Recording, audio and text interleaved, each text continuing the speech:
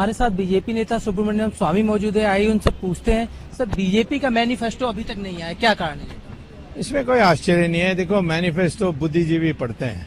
हाँ, ज्यादातर पब्लिक जो है वो आम सभाओं को सुनकर, अखबारों में बयान देखकर उनको समझ में आती। मूल बात तो पता है कि गवर्नेंस के लिए जो गुजरात में हमने किया है उसको हम देश भर में लागू करके देश को सुधारेंगे। देश का इनकम टैक्स के लिए हम इनकम जो कर प्रणाली है उसमें हम सुधार लाएंगे।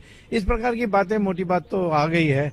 अब उसको एक व्यवस्थित ढंग से, सुनियोजित तरीके से उसको प्रस्तुत करने के लिए एक ड्राफ्ट तैयार हुई थी। फिर मुरली मनोहर जोशी नई कॉन्स्टिट्यूंसी में चले गए तो उसमें व्यस्त हो गए। तो अब हो जाएगा, आप काहे को चिंता करते हैं? ये जो आप पत्रकारों के लिए एक क्यूरियोसिटी बन गई कि अभी तक क्यों नहीं आया।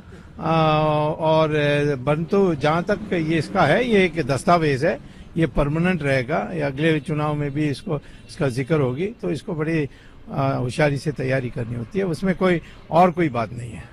क्या एक तो बीजेपी में भी कुछ दिन पहले जसवंत सिंह को 6 साल के लिए निकाल दिया गया, अब उमा भारती का बयान, फिर वरुण गांधी का बयान, क्या पार्टी में क्या ठीक? देखिए, जहां तक उमा भारती, उसने ये कहा कि वो तैयार थी यदि उसकी शर्त मानी जाती थी। उसकी शर्त मानी नहीं गई तो इसलिए उसका नहीं, उसमें तो कोई ऐसी बात नहीं है।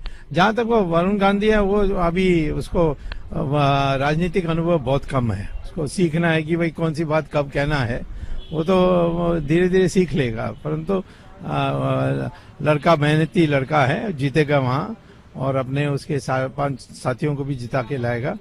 तो हम तो और उसकी परिवार को तो बहुत सताया कुमारी गांधी ने, उनको तो घर से ही निकाल दिया था। कल 30 क्विंटल फूल जो है उनके स्वागत में खर्च हुए हैं। किसे 30 क्विंटल गुलाब के फूल जो है वो सोनिया गांधी के स्वागत में रायबरेली। वो 1.5 लाख करोड़ रुपए उसके विदेशी बैंक में जमा है। तो इसे थोड़ा कोई आप देखिए, रुपए का भी दाम डॉलर के हिसाब में बढ़ रहा है, क्योंकि बाहर से डॉलर आने लग गया है चुनाव में लगाने के लिए। तो इसमें एक 30 क्विंटल हो, 300 क्विंटल, उसके लिए तो कुछ नहीं है। वो तो आपके पॉकेट से लेकर कर रही है।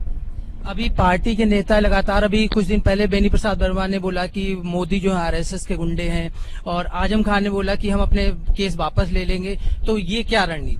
ये तो जगह वो हारने की स्थिति उनको समझ में आ गई, तो संतुलन तो खो बैठेंगे। तो संतुलन खोने के बाद जब बोलेगा कौन, हम उसको क्यों ध्यान दें? चुनाव आचार संहिता तोड़ने के मामले में बीजेपी इस समय नंबर 1 पे है। हाँ। चुनाव आयोग ने बताया, इस पे आप क्या कहते हैं? अब पता नहीं कौन सा है, कोई मामूली चीज होगी, कोई गंभीर मामला है तो फिर तो इलेक्शन कमीशन एक्शन लेना चाहिए। और जब गंभीर मामला नहीं है इधर उधर, तो हम अनजाने भी कर देते हैं। ये थे बीजेपी चुनाव रणनीति समिति के प्रमुख सुब्रमण्यम स्वामी, जिनका कहना था कि अगर कोई गंभीर मामले होते तो चुनाव आयोग उसका संज्ञान तेजी से लेगा, अदरवाइज ये छोटे मोटे मामले हैं, इस वजह से पार्टी उन्हें नजरअंदाज करती है। कैमरामैन पंकज साथ अमित दुबे, चैनल 1 दिल्ली।